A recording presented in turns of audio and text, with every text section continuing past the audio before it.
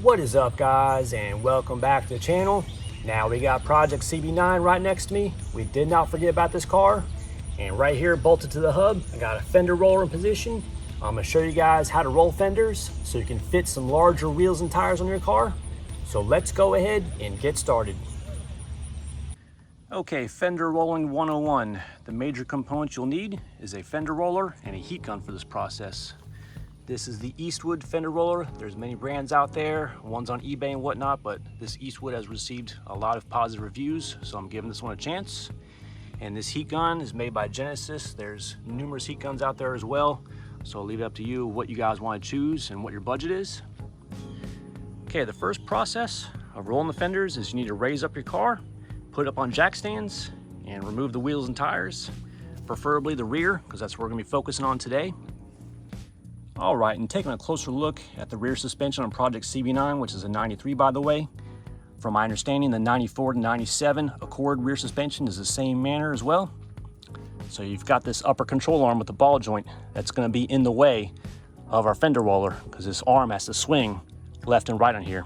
So this is going to be in the way, and the way we're going to overcome this, and what we need to do is take our floor jack, compress the entire rear suspension, and what that's going to do is going to take this upper ball joint and it's going to raise it up into the fender right here.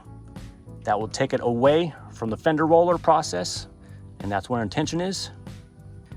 Okay, so underneath the car here, on this point right here, that's where I'm going to have the floor jack plate contact, and I'm going to raise this up slowly, and that will basically compress the rear suspension and raise it up.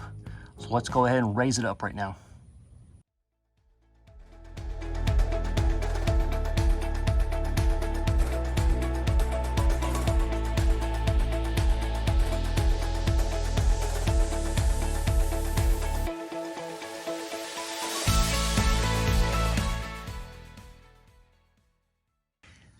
All right, the rear suspension on the driver's side is now compressed.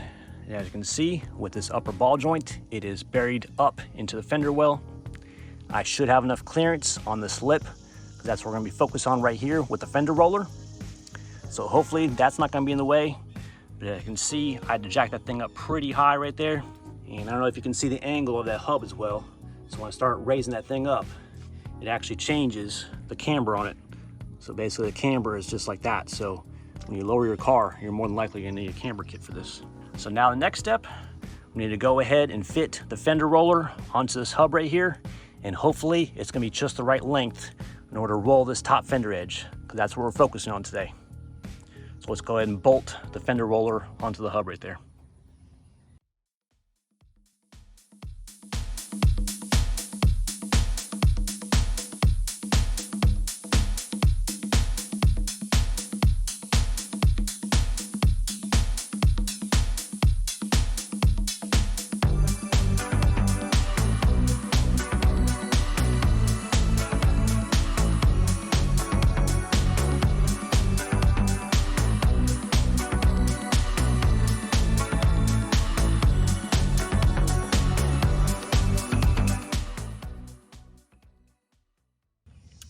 Okay, we got the floor jack compressing the rear suspension, and unfortunately, we do have some bad news. This upper ball joint is still in the way, and the fender roller still cannot make a pass. I don't know if you can kind of see, but it's basically just stopping and hitting right there. And this is the lowest point of this adjustable arm right here on this fender roller. Okay, right now we're left with two options. I can actually take this fender roller and go from this point down to this point right here on the fender, and that leaves this fender portion right here unrolled, and I can actually try to tap that in with a hammer, or I can actually just go along this whole fender with a piece of wood and a mallet and kind of work it after I use the heat gun. Okay, so this is the type of hammer I'm planning to use. This is a hardened rubber mallet. You don't want to use a metal hammer on the paint. That'll basically be chipping your paint off, and that'll start the rusting process on the body of your car, and you don't want that. I actually might take this piece of wood also, put it up here at an angle on the fender, and start tapping from the inside right here as well. But remember, you have to keep heating up this fender because you don't want to be chipping this paint away, because we're basically going to be bending metal right here. And then once you start bending metal, the chance of chipping paint off is pretty high if you don't heat it up. So remember, you need to take the heat gun and keep waving the heat every few passes, just so you can make this paint malleable. So what I'm going to start off with, since this fender roller is already bolted to the hub, is I'm going to start at this point. I'm going to roll to about this point right here while it's already bolted to the hub itself, and we'll see what kind of results we have. And I might just try to hammer this part right here since it's a small section. So going from this point all the way down this point right here with the hammer and the wood block might not look too nice, but it is what it is. So we'll have to see what the end results are. So let's go ahead and get started this fender roller and see what kind of results we get.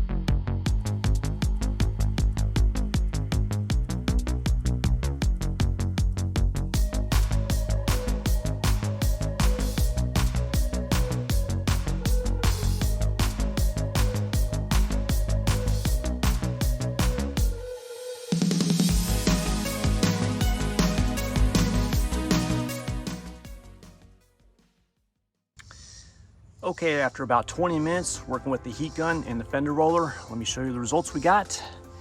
So as you can see, this fender, it's hard to see with the camera, but basically that fender lip is about like that right now. It used to be, I guess, about like that. So here's a comparison. I didn't touch this side with the fender roller because obviously this upper ball joint's in the way. So I was able to fender roll from here to about right here. And that's basically the main focal point because we're worried about clearance with the wheel and tire going up with the suspension movement and rubbing this fender. So we did not crack any paint. That is the most important part right there. I believe we got a smooth edge rolled. I'm very happy with the result, but just remember, keep waving a heat gun on that fender. You don't want to crack the paint. And then we're gonna go ahead and take this fender roller contraption off. I'm gonna go ahead and take my mallet and my block of wood, and I'm gonna go ahead and massage this last part of the fender right here because I can't do it with the fender roller. Obviously the upper ball joint's in the way, so let's go ahead and take this off. We're gonna use the heat gun, heat this last part up a few times, and take the mallet and just carefully try to bend this up as much as we can. So let's go ahead and take care of this. Okay, a little side-by-side comparison of the rolled fender versus the unrolled fender before we go ahead and use the mallet and wood. So this is the untouched part, obviously because we got the upper ball joint in the way. So we need to work this with a piece of wood and then the rubber mallet. But as you can see, that fender lip is hanging down a little bit. And then we're able to use the fender roller. Let's see if I can show you the camera angle right here. It's hard to tell with the camera angle, but this fender is bent in just right. So you can kind of see, we're able to roll it right here.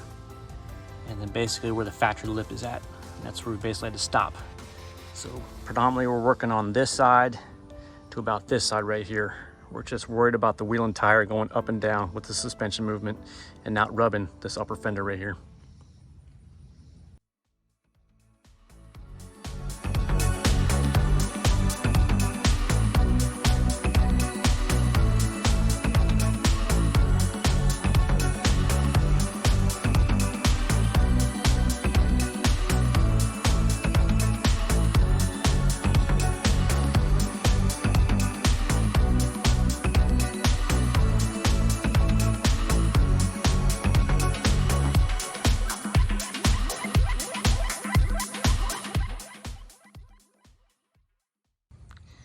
All right, guys, I believe I've got this fender rolling taken care of. And let me go ahead and show you the end result best I can with the camera angle.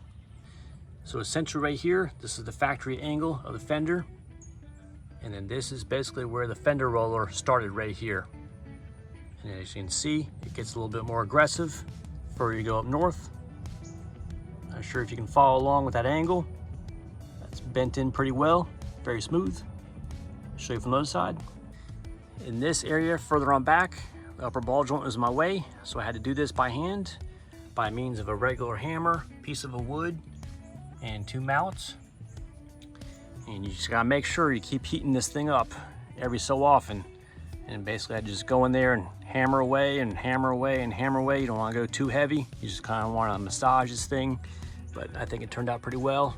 So there's the angle right there. This is the factory angle on the fender right there. As you can see, it curves in, nice angle.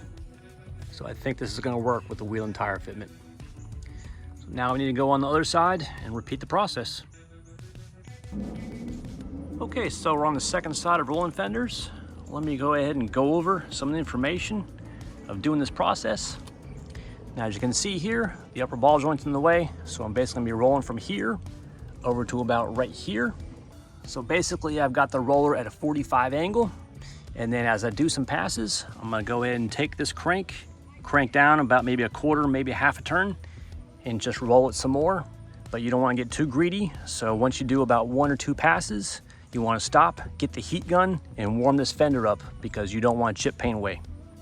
So you wanna be warming this fender up constantly because you don't warm this thing up, you'll start chipping some paint, and it's just not good news. But anyhow, that's basically what we're gonna do is just roll it from here to about right here. And then we have to do this by hand with rubber mounts and whatnot. So let me go ahead and roll this fender here.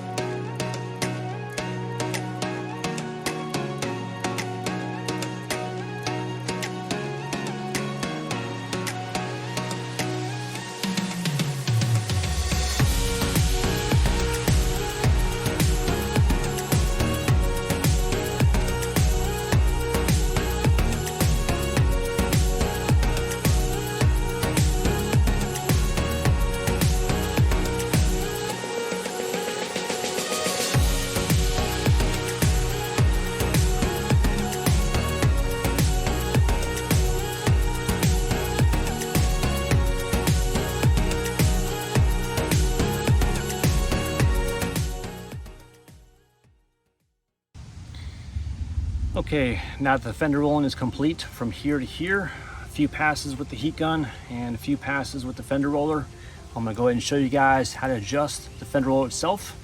Now there's 3 main adjustments on this fender roller itself. This is the main part right here on the bottom. This is your main crank. And as you turn this to the left, this will actually put pressure into the fender. And as you turn towards the right, it'll actually go away from the fender. So it's basically opposite of righty-tighty, lefty-loosey. And then you got this crank right here, which basically you unscrew this and it controls the height of this shaft right here. So it goes up and down. And then as far as the angle of the wheel, that's this right here. So basically you loosen this thing up, and as you loosen this up right here, this basically controls the angle of the wheel right there. So when you start rolling the fenders here, you want to have this wheel at about a 45-degree angle. And as it starts to get bent inwards, you want to get this wheel, angle it a little bit more flat, and now really push it in to this outside line right here. So this is the basic operation of a fender roller. Basically only 3 adjustments right here.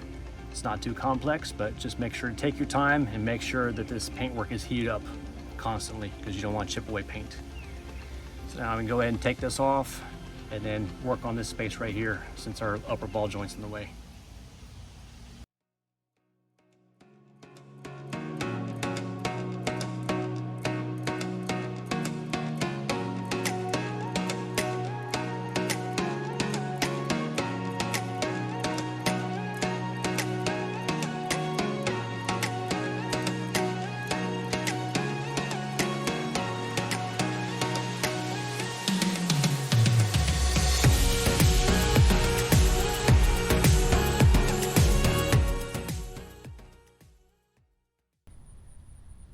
Alright guys, sorry for the delay with the Project CB9 videos. A lot has been going on with the house renovations in addition to all the Tacoma mods, but we're definitely picking up some momentum on the CB9 build.